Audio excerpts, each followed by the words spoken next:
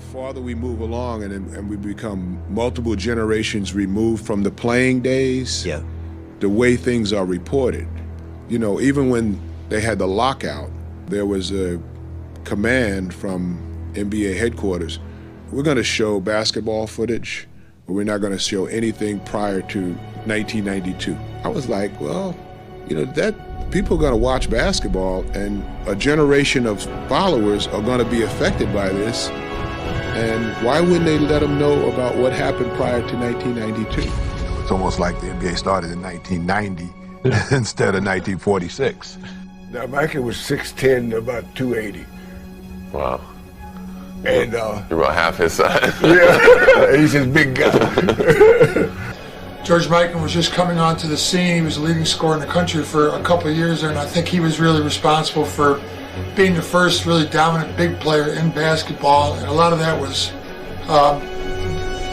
from working with Coach Meyer. You know, Ray Meyer came here as a young coach, and George Mikan was just developing as a player at that point. Ray did a lot of things that really revolutionized basketball with George, in the sense they worked speed bags and jumped rope and played ping pong and did a lot of things to work on George's hand-eye coordination.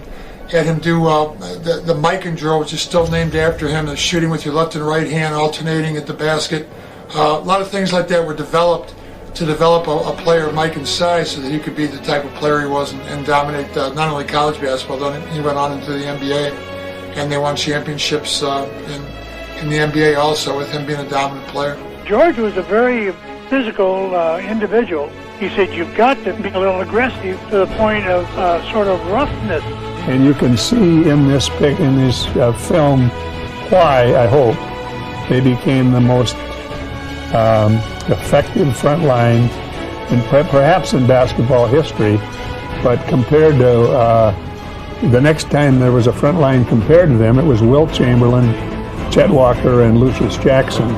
Many years later. Despite his great size, 6 feet 10 inches, he's a natural athlete and excels in just about any sport you'd care to name.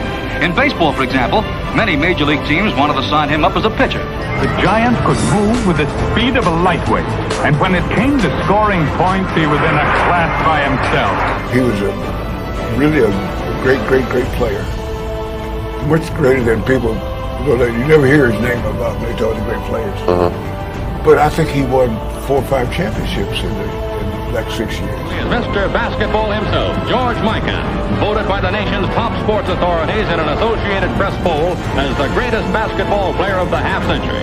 Most of the other all-time sports greats have long since retired, but Mikan is still very much in action as the mainstay of the professional Minneapolis Lakers team. The Lakers would have, we'd had a California play for Jim Pollard. We had a Texas play for Slater Martin. We had a Mikan play, which of course was 90% of the time. Get it into George and he'd put it in the hoop. Now, did you learn a lot playing with Mikan? Learned a lot as far as the ability to stay alive and what you had to do to gain some respect in the NBA, because George was a very physical individual, and during our training and practice, he worked me over pretty good, and he told me several times, he said, if you're going to stay in the league, he said, you've got to start being a little aggressive, and not only aggressive, but be to the point of sort of roughness in the inside. We developed a play between Pollard and Mikan that really worked out. We call it a JG. Pollard would throw the ball into Mikan and cut, and George would either give it to him or turn around and fake a left-hand hook shot, and they couldn't stop the play and get more baskets out of that, and one more game with that play alone. Playing against the New York Knickerbockers, Mikan takes over the ball for the Lakers. This 6 foot 10 inch tall star of stars tries for a basket and is fouled. Coming up is another score for the finest player of them all, the unbelievable Mikan.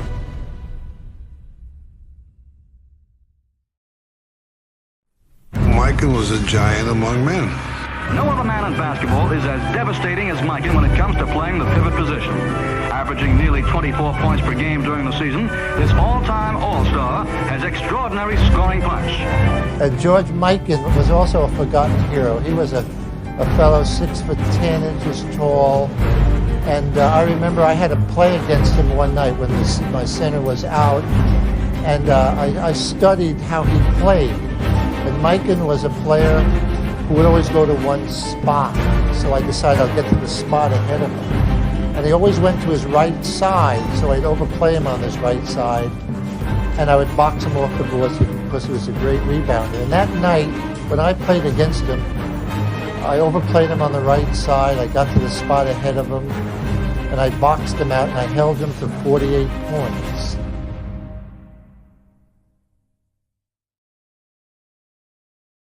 Harrison fires to Mikan. And when Big George hits at 69-68, the Lakers. He had some games where he had 54, 62. We had a pretty good ball club, and he destroyed us. He was outstanding in his day, as the guys that are playing now are. Doogie feeds Mikan, and it's good again.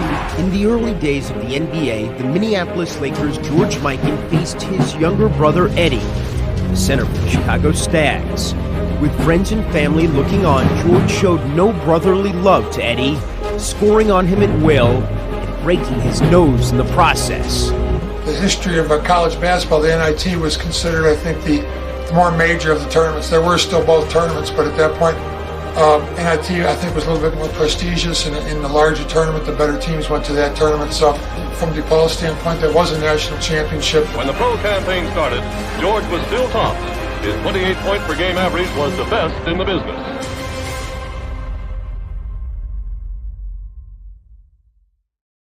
Last spring, the Minneapolis Lakers won their 5th World's Championship in 6 years of league play when they beat the powerful Knickerbockers to do it. To build a great team, a championship team, you need the immense height and strength of men like Mikan.